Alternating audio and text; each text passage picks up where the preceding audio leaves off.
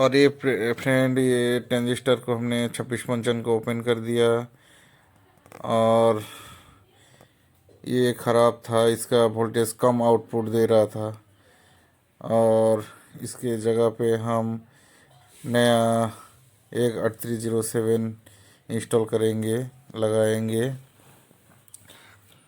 और एक्चुअली इसका एम्पियर अच्छा है और ये रेगुलेटर में अच्छा काम करता है।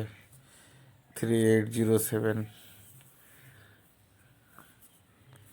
तो फ्रेंड, इसे लगा लिया और सेट को अभी स्टैंड बाई करते हैं रिलीज़, और दिखाता है इसका जो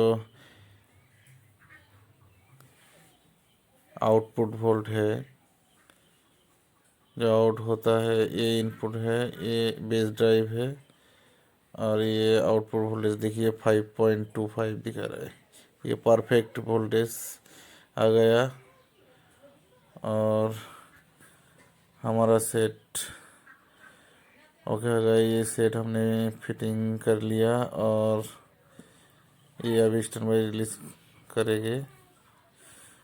तो देखिए ये अभी स्टैंड बाई से चालू हो रहा है सेट और ये पिक्चर परफेक्ट आ गया।